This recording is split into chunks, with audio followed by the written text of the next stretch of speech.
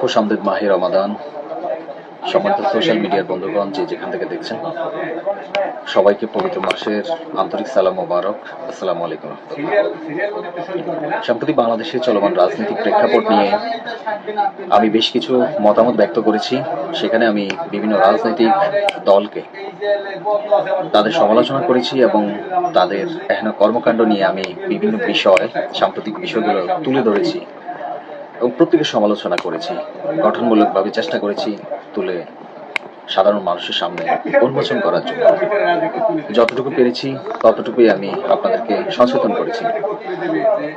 কিন্তু আজকে পরিস্থিতি এমনই একটা অবস্থানে এসে দাঁড় হয়েছে যে সাম্প্রতিক বাংলাদেশে চলমান অস্থিতিশীল পরিস্থিতিগুলোর মধ্যে বাংলাদেশ জাতীয়তাবাদী দল বিএনপি, অর্থাৎ আমার আপাদমস্তকে যে দলের আদর্শ বিরাজমান, আমার সেই আদর্শিক দল সম্পর্কে দু চারটি কথা আমাকে বলতেই হবে।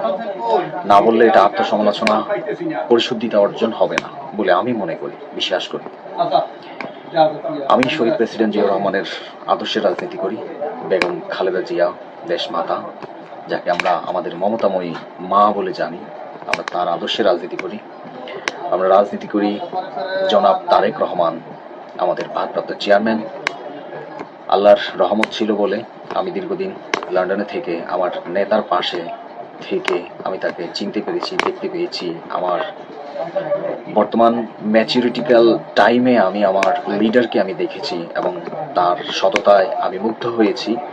এবং আমি বিশ্বাস করি বাংলাদেশ জাতীয়তাবাদী দল বিএনপি যদি এই ধারাবাহিকতা এবং এই নীতিনৈতিকতায় অগ্রসর হতে থাকে এবং প্রত্যেক নেতা কর্মী যারা সিনিয়র লেভেলে আছেন তারা যদি জনাব তারেক রহমানকে এইভাবে সহযোগিতা করেন, তাহলে একটা দীর্ঘমেয়াদী এদেশের মানুষের আশার প্রতিফলন নিয়ে বাংলাদেশের এই মহান নেতা বাংলাদেশকে এক আধুনিক দেশ হিসেবে বিশ্বের কাছে রোল মডেল হিসেবে তৈরি করে দেখিয়ে দেবেন বলে আমি বিশ্বাস করি, ইনশাআল্লাহ। কিন্তু সাম্প্রতিক একটা বিষয় প্রাণে অনেক বেশি ব্যথা।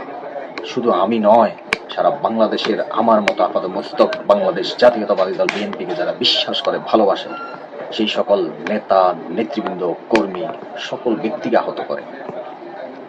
তা হলো আওয়ামী লীগের শীর্ষ সন্ত্রাসীদেরকে যারা পুনঃপ্রতিষ্ঠিত করার জন্য উঠে পড়ে লেগেছেন এবং একটা মোটা অঙ্কের টাকা খেয়ে খেয়ে তাদেরকে আপনারা পুনরায় প্রতিষ্ঠিত করার যেই অভিনব কায়দা কৌশল অবলম্বন করেছেন, তার জন্য আপনাদেরকে এর চড়া মূল্য দিতে হবে।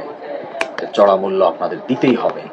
কারণ আপনারা আজকে টাকার কাছে বিক্রি হয়ে রাজপথের যে ত্যাগী নেতারা আছে, সেই সকল ত্যাগী নেতাদেরকে আপনারা পায়ের নিচে ফেলে দিয়ে আপনারা ক্ষমতার লোভে, যেভাবে আপনারা টাকার লোভে সন্ত্রাসীদেরকে, আওয়ামী ফ্যাসিস্ট সন্ত্রাসীদেরকে আপনারা পুনঃপ্রতিষ্ঠিত করছেন, তার চড়া মূল্য আপনাদের দিতেই হবে।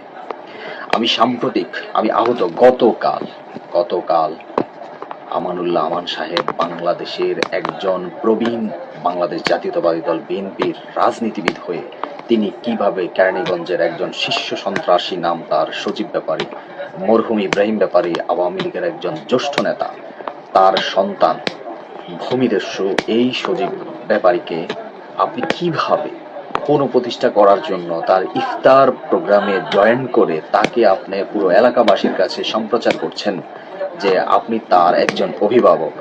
আপনার মুখে থু মারি। আপনার মতো এরকম সিনিয়র নেতা বাংলাদেশ জাতীয়তাবাদী দল বিএনপির জন্য একটা বিস্ফোরণ বলে আমি মনে করি। আপনার মতো এই জাতীয় ব্যক্তিদেরকে আমরা আইনি সহায়তা দিয়েছি।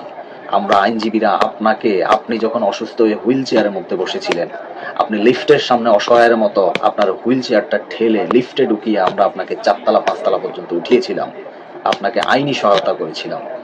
আর আপনার মতো ব্যক্তিরা আজকে সারা বাংলাদেশে আপনারা আওয়ামী লীগকে পুনঃপ্রতিষ্ঠা করার জন্য এইভাবে উঠে পড়ে লেগেছেন। রাজপথের ত্যাগী কর্মীরা, আহত নিহত কর্মীরা, যাদের গায়ের রক্ত এখনো মুছে যায়নি, আপনারা এখনই অর্থের কাছে বিলীন হয়ে যাচ্ছেন। আমান সাহেব, আপনার কত টাকা লাগে? আপনার কত দরকার? আর আপনি আপনার মতো একজন সিনিয়র লিডার, আপনাকে আপনার একটা এক সময়কার কেরানীগঞ্জবাসীর কাছে স্লোগান ছিল আমানুল্লাহ আমান, বেগম খালেদা জিয়ার কামান।